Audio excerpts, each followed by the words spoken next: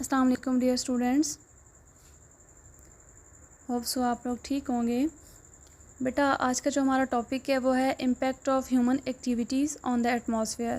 Basically हमारा जो atmosphere है उसके ऊपर हमारी जो एक्टिविटीज़ होती हैं वो क्या असरअंदाज होती हैं, कैसे असर कर रही होती हैं, क्या नेगेटिव इम्पैक्ट्स होते हैं, क्या पॉजिटिव इम्पैक्ट्स होते हैं, उसके बारे में जो है आज हमने पढ़ना है। ठीक है।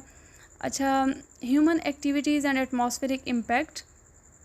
Human activities significantly impact the atmosphere primarily through the burning fossil fuels and deforestation. These contribute to the climate change, air pollution, and poor air quality. Urban air pollution mainly originates from the human-made sources like the vehicles, airplanes, factories, and power plants. अच्छा, इसमें हमारे पास कोई 5-6 चीज़ों का जिक्र किया गया है। हम कह रहे हैं कि हमारे पास जितनी भी ह्यूमन एक्टिविटीज़ हैं, जिस तरीके से अगर हम बात करें, फॉसल फ्यूल्स हो गया, डिफॉरेस्टेशन हो गई, ये हमारी जो क्लाइमेट है, जो हमारा एटमॉस्फेयर है, उसको क्या कर रहे हैं, ख़राब कर रहे हैं। अब फॉसल फ्यूल्स क्या होते हैं?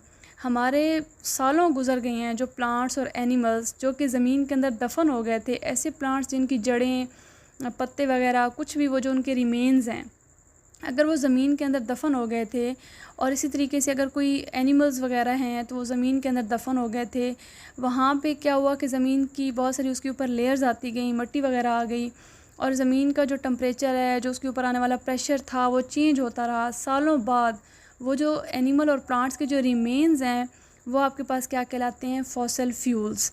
अब फॉसल फ्यूल्स की वजह क्या होती है कि जो फॉसल फ्यूल्स होते हैं, जो ब्लैक कलर का एक मटेरियल बन जाता है, और इसमें से जो है वो फिर आहिस्ता आहिस्ता गैसेस निकलना स्टार्ट हो जाती हैं। अब वो गैसेस जो हैं वो नाइट्रोजन ऑक्साइड वगैरह भी इसमें से निकलती हैं, सल्फ़र की गैसेस भी, बहुत सारी सल्फ़र ऑक्साइड्स भी निकल रही होती हैं, और डिफरेंट तरह के और भी अनबर्न्ड हाइड्रोकार्बन्स भी आ रहे होते हैं। तो वो जैसे ही आते हैं तो वो हमारे एटमॉस्फेयर में शामिल हो जाते हैं और हमारे एटमॉस्फेयर को क्या करते हैं, डैमेज करते हैं। अगर हम डिफॉरेस्टेशन की बात करें तो डी का मतलब होता है, DE का मतलब है रिमूवल। ठीक है। तो डिफॉरेस्टेशन का मतलब होता है कि जो भी जंगलात हैं, हम लोग क्या करते हैं कि अपने घर वगैरह बनाने के लिए वो जंगलात हम लोग क्या कर रहे हैं, साफ़ कर रहे हैं। हमारे इन्वायरमेंट में मौजूद जो दरख्त हैं वो कम हो रहे हैं, जिसकी वजह से हमारा इन्वायरमेंट क्या हो रहा है, ख़राब हो रहा है। फिर हमने बात की कि एयर पोल्यूशन हो रही है, हमारे पास पुअर एयर क्वालिटी हो रही है। तो ज़ाहिरी बात है, जब हमारे एटमॉस्फेयर के अंदर बजाय इसकी कि जो हमारे लिए एक बेनिफिशियल गैसेस हों, उसकी बजाय हम इसके अंदर अगर हार्मफुल गैसेस इंक्लूड हो रही हैं, तो ज़ाहिर है उसकी जो हमारे पास एयर है उसकी जो क्वालिटी है वो पुअर ही होनी है।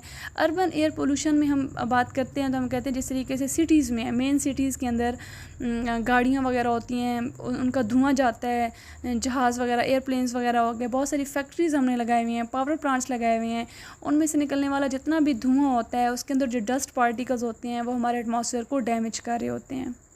नेक्स्ट हम बात करें impact of burning fossil fuels. जैसे कि मैंने आपको बताया कि फॉसल फ्यूल्स क्या होते हैं। फॉसल फ्यूल्स के अंदर जो है वो मेन जो क्लाइमेट चेंज हमारे पास आ रही होती है, इसमें हमारे पास हेल्थ रिस्क भी आ रहे होते हैं। तो बेसिकली इसमें से बहुत सारी गैसेस निकलती हैं, जिसमें ग्रीन हाउस गैसेस भी होती हैं, वोलेटाइल ऑर्गेनिक कंपाउंड्स भी होते हैं, और बहुत सारी और भी जो एयर पोल्यूटेंट्स होते हैं वो यहाँ से रिलीज़ हो रहे होते हैं। नेक्स्ट हमारे पास है कि इम्पैक्ट ऑफ डिफॉरेस्टेशन। अब अगर हमने डिफॉरेस्टेशन किया है तो उसका इम्पैक्ट क्या पड़ता है? तो ज़ाहिरी बात है, डिफॉरेस्टेशन इज़ द थिनिंग और removal of the forest by the humans.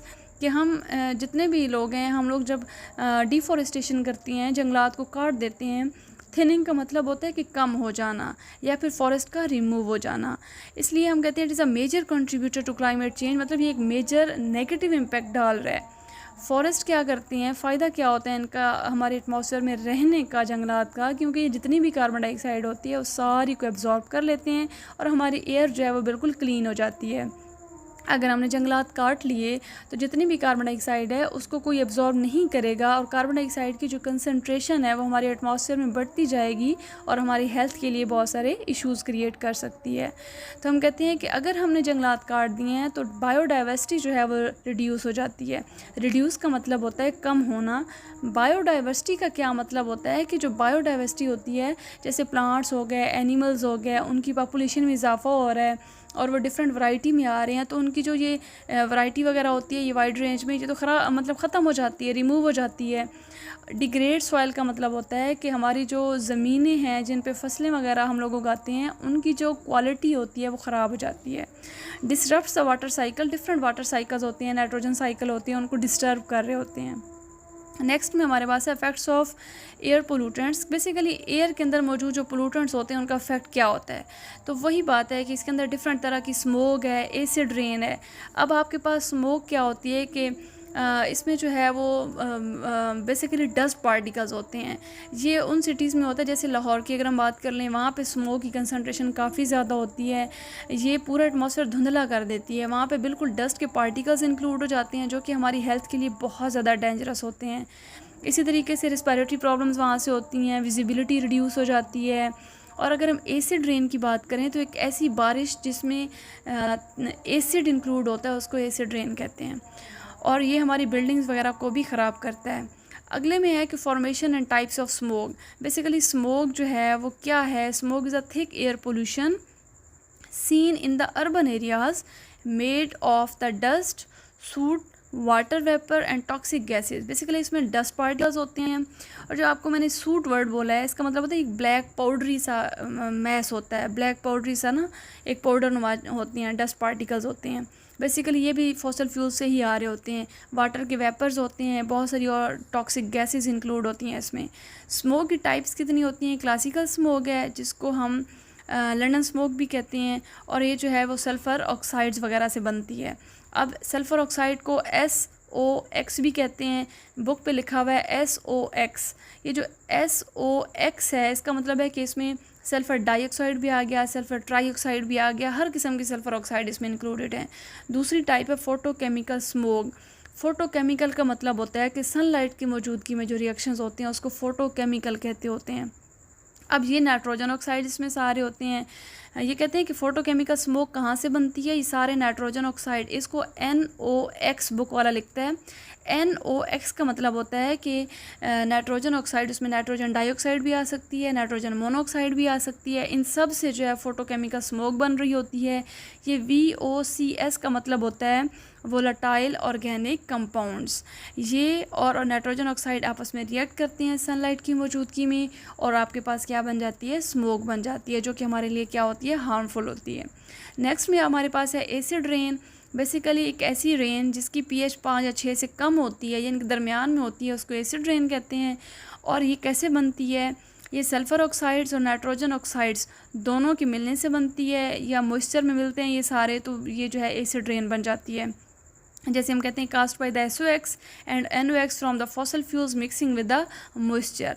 This acidic precipitation जो है, मतलब एक एसिड रेन बनने का जो अमल है वो बुक में बड़ा बेहतरीन सा लिखा हुआ है कि हमारे पास हमारे फॉसल फ्यूल से जो है जितने भी सल्फ़र ऑक्साइड आते हैं एटमॉस्फेयर में, नाइट्रोजन ऑक्साइड आते हैं एटमॉस्फेयर में, जब आती हैं तो एटमॉस्फेयर में कहीं ना कहीं पे नमी मौजूद होती है, वाटर के वेपर्स होते हैं, उनके साथ रिएक्ट करते हैं डिफरेंट तरह के एसिड, जैसे नाइट्रिक एसिड हो गया, सल्फ्यूरिक एसिड हो गया, वो बन जाते हैं। जैसे ही बारिश के कतरे आते हैं, ड्रॉप्स होते हैं, उनके साथ रिएक्ट करते हैं, तो वो जो बारिश बनती है वो बेसिकली एसिड रेन होती है। वो जहाँ पे गिरती है उस जगह का नुकसान करती है, चाहे वो सॉइल है, चाहे वो प्लांट्स हैं, चाहे एक्वेटिक लाइफ है, या इंफ्रास्ट्रक्चर है।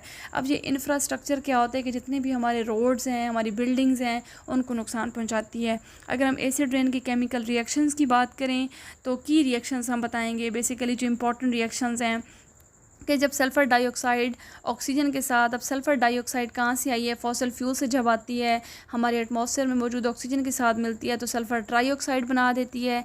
फिर सल्फ़र ट्राईऑक्साइड वाटर के वेपर के साथ मिलती है तो क्या बना देती है, सल्फ्यूरिक एसिड। इसी तरीके से सल्फ्यूरिक एसिड बनता है कि आपके फॉसल फ्यूल से आने वाले सल्फ़र डाइऑक्साइड एटमॉस्फेयर में मौजूद ऑक्सीजन के साथ रिएक्ट करती है, फिर उसके सल्फ़र ट्राईऑक्साइड बन जाती है पार्टिकल्स। सल्फ़र ट्राईऑक्साइड वाटर जो बारिश का पानी आ रहा होता है उसके साथ मिलती हैं तो सल्फ्यूरिक एसिड बन के वो बिल्डिंग्स वगैरह पे गिरना स्टार्ट हो जाता है, जिसकी वजह से इंफ्रास्ट्रक्चर वगैरह जो है वो क्या होते हैं, एक्वेटिक लाइफ वगैरह डिस्टर्ब होते हैं। इसी तरीके से NOx की अगर हम बात करें तो नाइट्रोजन डाइऑक्साइड ऑक्सीजन के साथ मिलेगा, नाइट्रोजन ट्राईऑक्साइड बना देते हैं, वो वाटर के साथ मिलते हैं, नाइट्रिक एसिड बन जाता है, नाइट्रस एसिड बन जाता है। तो ये सारी जो है ये बेसिकली एसिड रेन की बनाने, मतलब उनसे ये बनते हैं। बहरहाल बेटे इसमें जो है ना हमारे पास आए हैं सारे शॉर्ट क्वेश्चंस। आपने इन शॉर्ट क्वेश्चंस को क्या करना है, अच्छे तरीके से पढ़ लेना है, इनको रिवाइज कर लेना है और इसको ये करना है कि जैसे स्मोक की टाइप्स हैं डिफरेंट, छोटे छोटे मैंने आपको जो है ना मीनिंग्स भी बता दिए हैं कि किस तरीके से इसको करना है। और डिफरेंट इसके जैसे NOx है, SOx है, VOCs वगैरह हैं और छोटे छोटे से जो इसकी मतलब दी हुई है डेरिवेशंस वगैरह वो आपने क्लियर कर लेनी है। बुक से आपने रीडिंग करनी है, बुक वाली वर्डिंग यूज़ करनी है क्योंकि सरगोदा बोर्ड के अंदर बुक वाली वर्डिंग मैटर करती है। आपने बार बार जब आप रीडिंग करेंगे तो आपको बेटे टॉपिक की समझ आ जाएगी। स्टिल अगर आपको कोई प्रॉब्लम होती है तो आप लोग पूछ सकते हैं और कोई मसला होगा तो बेटा आप लोग जो है दोबारा पूछेंगे। खुश रहें बेटे। Thank you. अल्लाह हाफिज़।